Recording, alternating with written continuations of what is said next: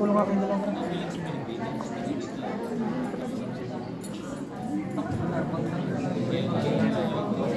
Hindi makita yung sulat. Sige po, yan sa akin mamaya. Sige.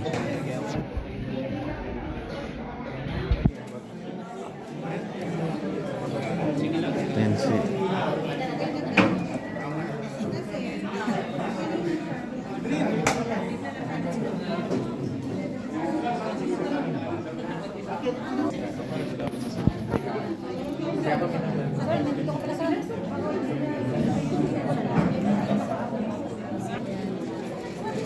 Idol, tingin ka naman dito.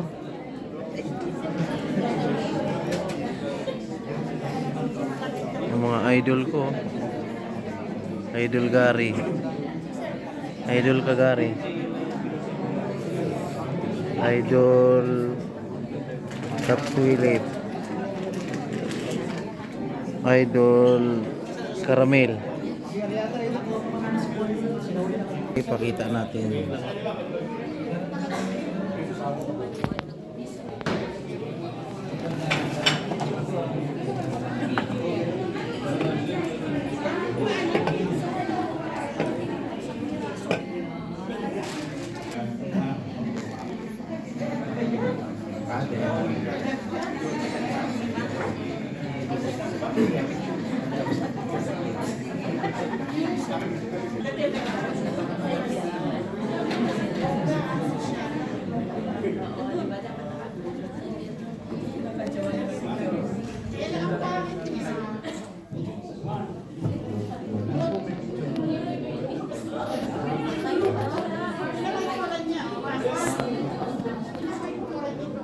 Kita na.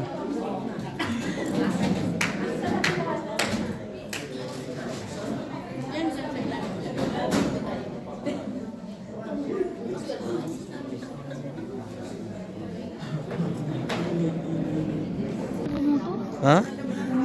Di ka pumuto? Pero sino napupusuan mo? Napupusuan ko na ibuto. Oh. Pinili eh. Ha? Pinili. Pinili. Pinili lang. Ayan.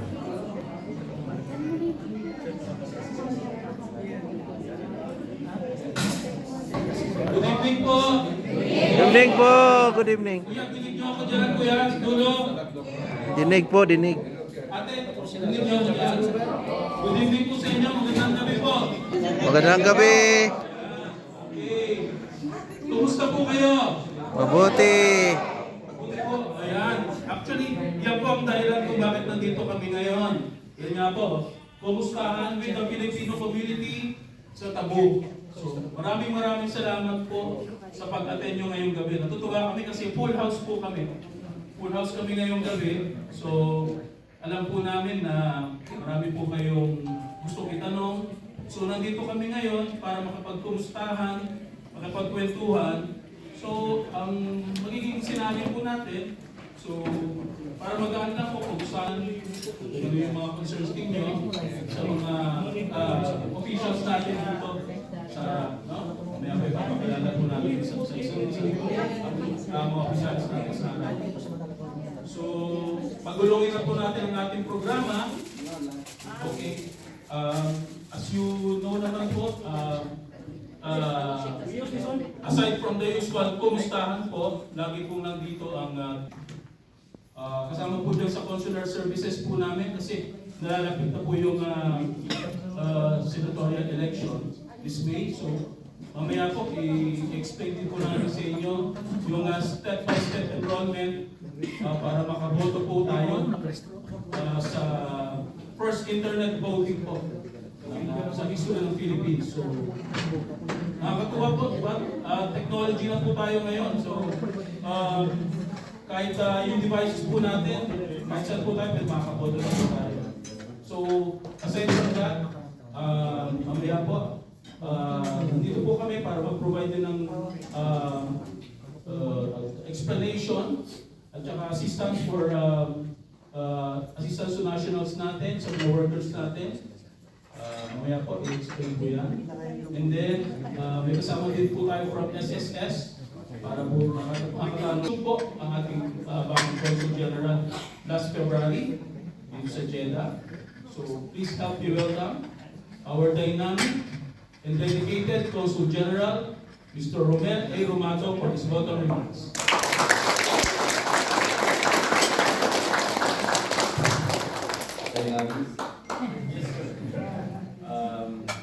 Magandang gabi po sa inyong lahat.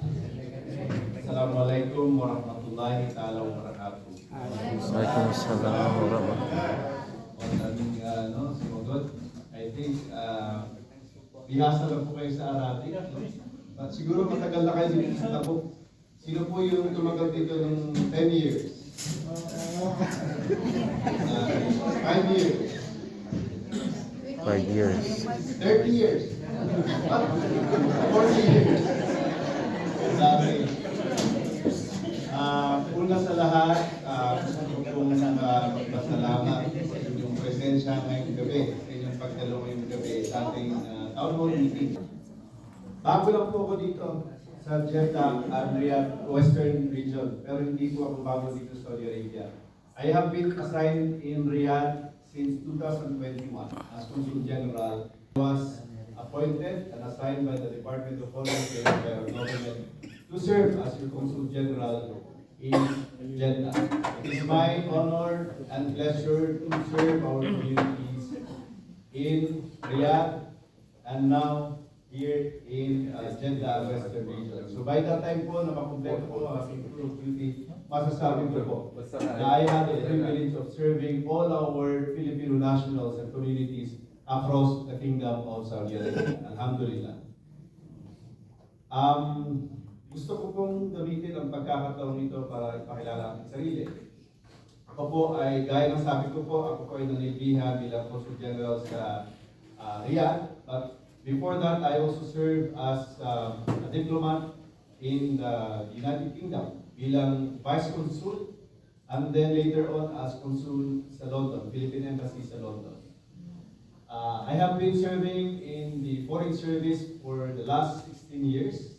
And prior to that, I was a government employee at the Office of the Ombudsman bilang legal researcher po. So all in all, I have 21 years in the government as a public servant po. Ako po ay tubong Mindanao. Sino mga taga Mindanao po dito? Yeah, dami pala. I was born in Marawi City. Like, sino mga taga Marawi dito? Lanao del Sur, Lanao del Norte. Ayun, marami rin po. So, I hope you are okay here in Tabuk.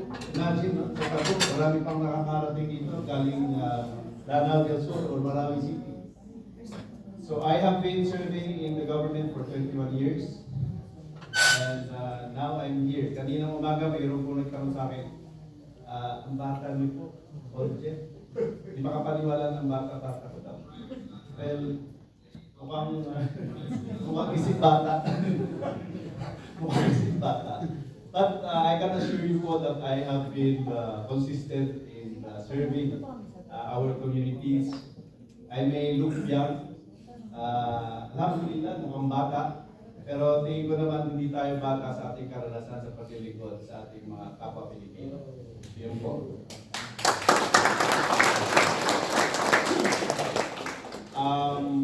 Nung dumating po ako sa Jeddah, I was invited to speak before our embassy of consulate team. Ako po ay nagsalita sa ating flag raising ceremony. At natatanda ko sa mga sinabi ko po sa kanila na kung ano man po ang ginawa natin sa Riyadh at pagpapatuloy po natin sa Jeddah para sa kapakanan po ng bawat Pilipino dito sa Saudi Arabia. I mentioned po, tatlong bagay yung na-mention po na priorities po natin. Marami po tayong priorities para po sa inyo, para sa ating paglilingkod sa inyo. Para po sa amin, kinakailangan po natin na ma-promote yung good governance. I believe that we need to work together po to professionalize our service for the benefit of all our overseas Philippine workers. In my experience in London and in Riyadh, nakita ko po isa lang po ang gusto ng ating mga kababayan. Isa isa lang po gusto ng ating mga OFW. Yun po ay magandang serbisyo para sa lahat. Di ba yun yung gusto natin? Yes. So we need to professionalize our services, and I think kinakailangan po magkaroon ng integridad. Makakasa po kayo dyan. I was in the Office of the Ombudsman for 5 years, and I was part of the campaign of our government to promote good governance, to eliminate corruption, anomalies, and to have integrity in public service. So that's my priority. I believe in my 4 years po in Riyadh, we were able to help improve the efficiency and enhance the service of our embassy para po sa ating mga kababayan sa Saudi Arabia. At siguro hindi naman ako nagyayabang pag sinabi ko ng 2023 when the President Marcos visited Riyadh. Wala tayong ambassador, but I was there as Sergeant of Air. Kaya ating gobyerno. In fact, that year, we also received the award, the best organization of the Department of Foreign Affairs. So, sa ating more than 90 embassies and consulates all over the world, we were chosen, the Philippine Embassy in Riyadh. Nagawa po namin yun dahil sa tulong ng ating mga kababayan. Kahit magaling po ang mga tao sa ating konsulado, sa ating embassy, kung wala po ang inyong suporta, kung wala po ang inyong kasama at pagkampilit, hindi natin maaabot sa ating mga kagusto, mga adhikain para sa ating embassy. I think gutom na po tayong lahat. Handa-handa lang yung pagkain sa likod. After my remarks, pwede na bigyan po ng pagkain kasi pwedeng magkaroon ng interaction, question and answer habang tayo po ay kumakain. Para relax po tayo lahat. Gusto ko namin maging masaya kayong lahat ngayong gabi na ito. Pangalawa po ay yung welfare and rights. Yung kapakanan at karapatan po ng bawat OFW. Yun po yung pinakailangan natin ipaglaban bilang consulate officials, bilang embassy officials. Makakasa po kayo that we will work hard to promote your welfare. At kasabay po nun, bilang Consul General, gusto ko po na alagaan din ang ating team sa consulate. Because naniniwala po ako na hindi natin may paglalaban ang karapatan at kapakanan ng mga OFW. Kung hindi po natin may paglaban ang kanilang kapakanan. Kung hindi po, walang strong consulate or strong embassy, hindi po tayo mag-protect. So yun po. Pangatlo, last but not the least, I think kinakailangan po natin pagtrabahuan at pagtulungan po yung customer service. Improve customer service. Ibig sabihin po, satisfied po ang lahat ng kliyente natin na pumunta sa consulate, sa embassy, at sa ating mga consular mobile services or CLS. Agree po ba kayo doon? Yes! Yun. Kasi po, maraming nagko-comment na minsan hindi ko kaaya-aya or maganda yung kanilang nagiging experience pag pumunta sa embassy o sa konsulado. So kakampi ko po bilang Consul General. Gusto po namin na ang mga consulate officials natin ay nakangiti pag sila ay nagsisilbi sa atin. At pag nakita po kayo, kahit dito sa ating consular service, consular mobile service, sila po dapat ang nag-upload sa inyo. Dapat kiniklik kayo at tinatanong kung ano ang inyong mga kailangan. Kung okay ba kayo? Diba kami?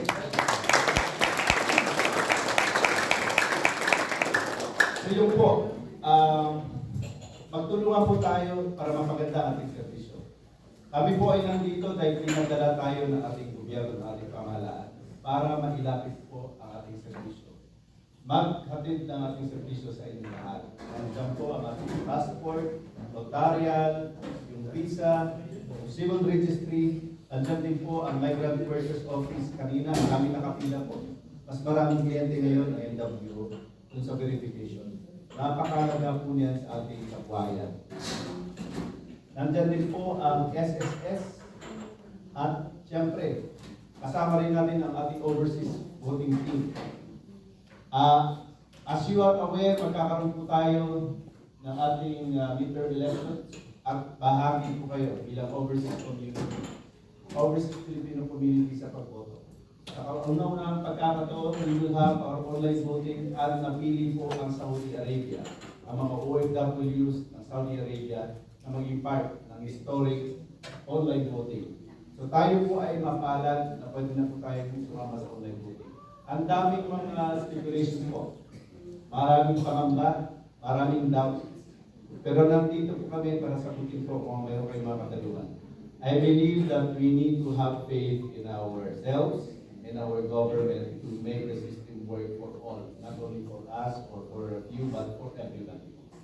You are here to say and to assert your voice as an important part of our democracy, as an important part of our society, kahit na nandito tayo sa Saudi Arabia. In fact, dahil po sa inyong boses, nagkaroon po ng mga pagbabago, nagkaroon po ng mga bagong programa ng gobyerno. We have the Department of Migrant Workers, nakalagay po dyan. Dati polo, ngayon naging Migrant Workers Office. Bakit? Dahil po sa kagustuhan ng OFW na magkaroon ng kanilang sarili departamento, agawaran ng migrant workers. So yun po, kami po ay naniniwala na inyong presence ngayon ay mahalaga. Hindi lamang po ito display o gusto lang natin kumain o gusto lang magkaroon ng download, kundi talaga mapakinggan po ang inyong boses. We are ready po to answer your questions. In fact, I think I should finish my remarks to give you time to get the food po. Dami gusto sabihin actually. Pero yun po, dahil kapila rin po ako, kahapon kausap po ang ating mga community volunteers at coordinators, nandiyan po sila. Si Mr. Roger, palakpakan po natin sila. Sila po ay nagkakaisa ng tutulungan para mapalapit po ang ating servisyos sa Tabuk. Nakausap po sila at marami silang binanggit sa akin about the progress here, yung mga improvements ko dito, at saka yung mga challenges. At ang pakiusap po lamang ang ating konsulado sa inyong lahat ay magtulungan po tayo. Dahil tayo lang po ang tutulungan dito bilang mga Pilipino. Kami po ay napaka-proud. We are very, very proud of what you have achieved here in Tabuk. This afternoon, I was talking to a kababayan, isang kababata ko po sa Marawi, at I was so surprised na nakita ko siya dito. Nagtatrabaho po siya bilang engineer sa Lyon. Di ba? Dami na po nabibigyan ng opportunity na magtrabaho dito at tumulong sa pagtulad ng Saudi Arabia. We are honored, we are proud as your officials here to hear from Saudi officials that the Filipino workers are contributing a lot para ma-develop ang Saudi through this flagship program of Saudi, which is Leo. Engineer Mike?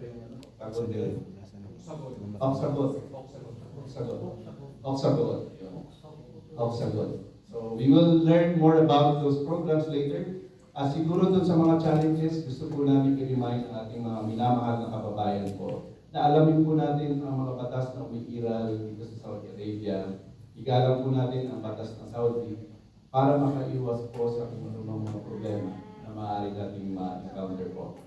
So let us respect the laws of Saudi Arabia. If you encounter any issues, legal problems or whatever, please do not hesitate to approach us, to contact us, to communicate with the Consulate General through our officials here or through our volunteers and coordinators, or you can do it directly po because nandiyan yung ating mga email addresses, telephone numbers. So again, we are here po. We are very, very happy to be here to bring our Consulate General and our consular services closer to you, our beloved OFWs and countrymen and countrywomen. So maraming salamat sa inyong patuloy. With that, sana po ay maging masaya ang ating pagpupulong ngayong gabi. Pagpalain po tayo ng pagpapal, inshallah. Assalamualaikum warahmatullahi wabarakatuh. Maraming salamat po, Consul General Romanto. Maraming salamat. So guys, as you heard, sabi ni Sir Romel, gusto ng konsulado ay mapasaya po kayo. Not only for our public service, but of course, ngayon, during our pagpupulong. So, para mas lalo po kayo mapasaya, invite na po namin kayo. Mag-start na po tayo mag-dinner. So, sa likod po, meron po tayong buffet dyan. So, pila na lang po kayo. Manner. Natin para medyo organize po tayo. First row. Yung mga bigdan po nandito po sa left side. So doon po tayo i-start. Dito ba? Swerte naman.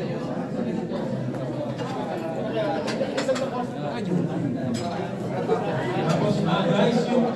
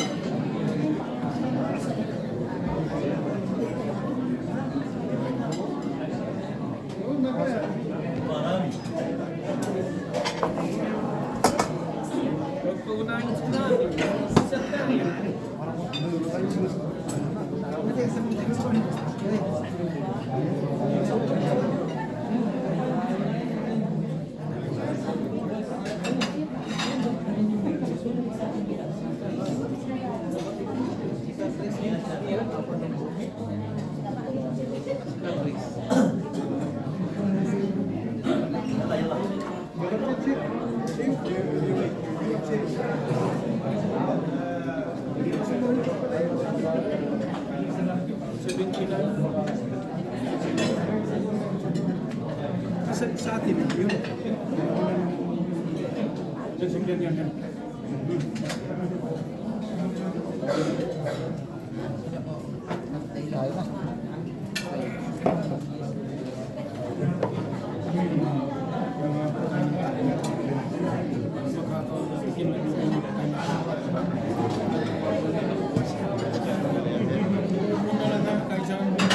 Yan.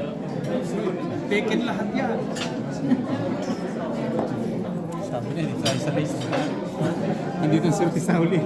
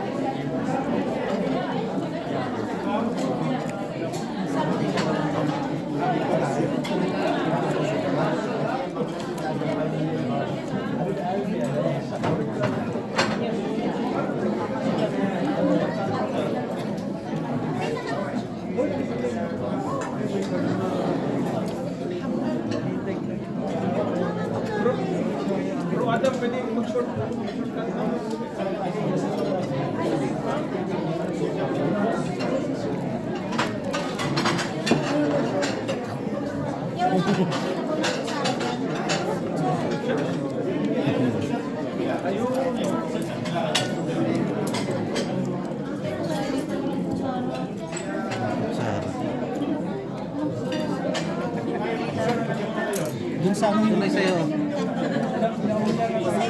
Tinidor na lang sa akin. Oo. yung partner mo tayo. Partner mo to.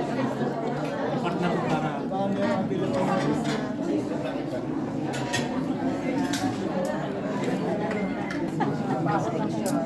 Press tayo.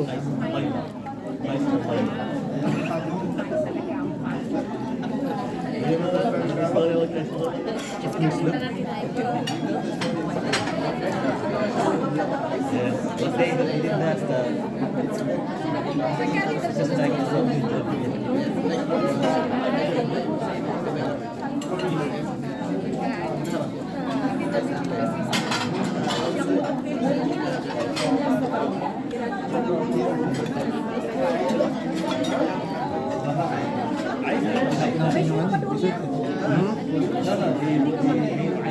Ano ba yan?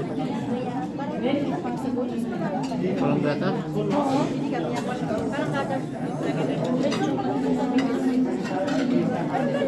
Sa dulo?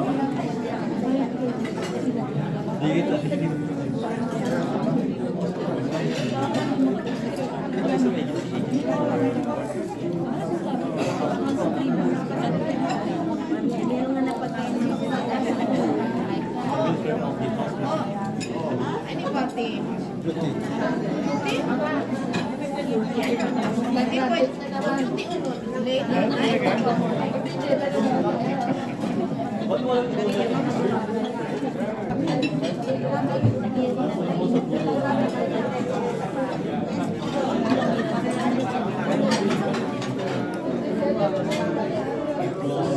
Sa'yo yan, Kamilbin.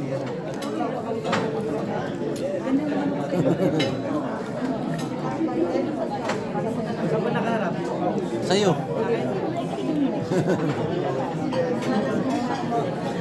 Ayun si Kakris, oh.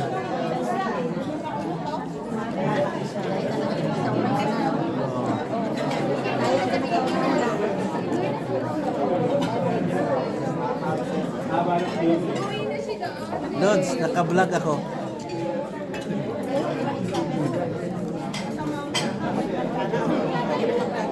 Paki-like, Lods, ha? Paki-like. Share na rin.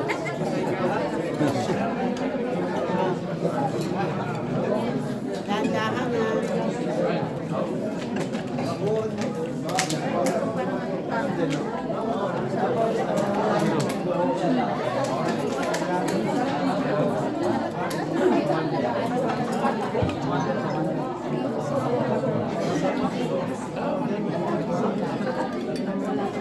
Hi, Kakris.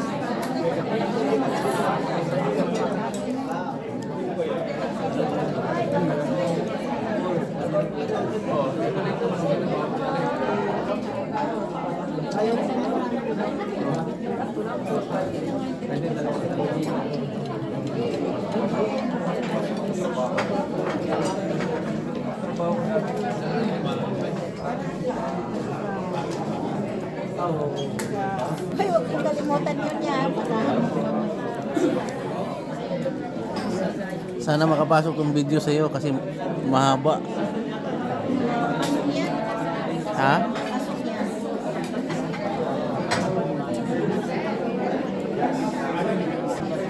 Kakris. Sulado si Kakris, oh.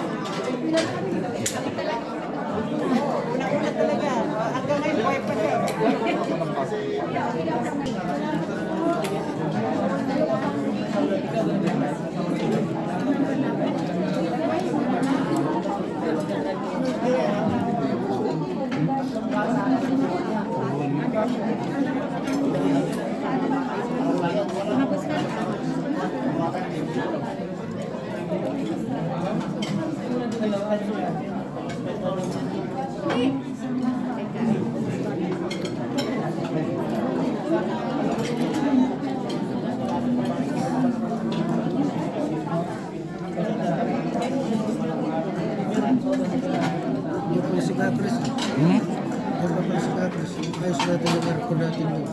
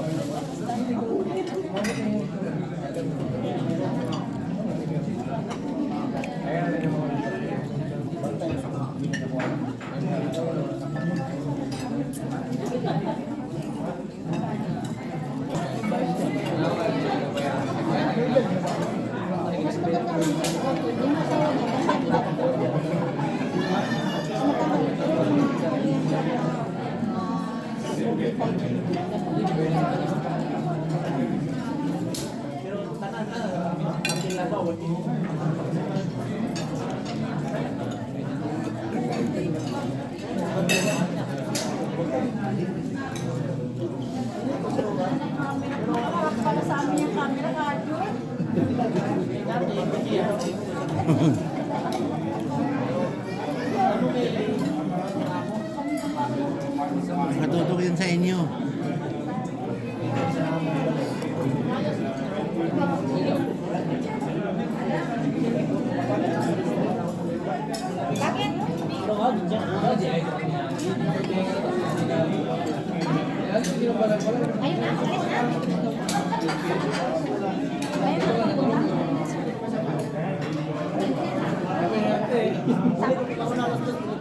Nag-alpin, hindi ka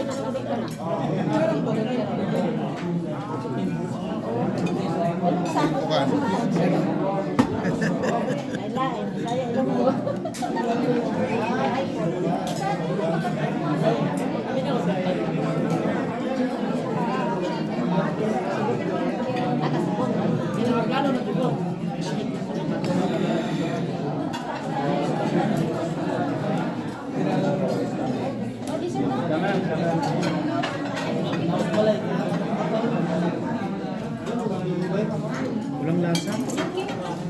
Walang lasa yung carbonara. Walang lasa? Kahit yung ano, kahit yung... Eh no, natira ko nga pati yung parang may spaghetti. Dinamihan ko pa, akala ko masarap.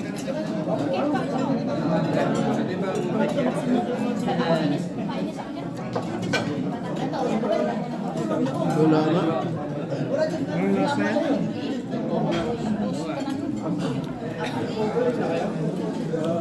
Para kang kumain ng ano? Bigat pa sa tiyan niya.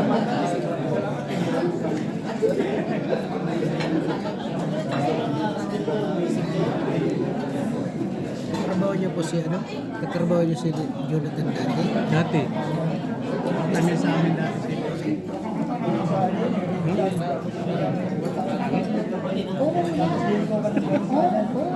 Kinakwento niyang taga-Marawi na engineer, si Engineer Mike. Nasa niya yung dating tatlo. Gatong talo yun. Ah, Kasing edad niya rin.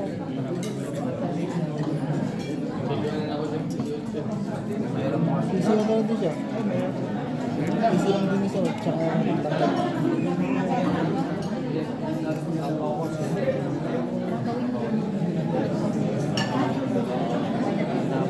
Ba? Hanggang kailan sila? Hanggang bukas ba? Ha? Ang umaga? Sabihin ko kaya. Tatanong siya eh. Siya, meron. Grade level lang daw pala siya.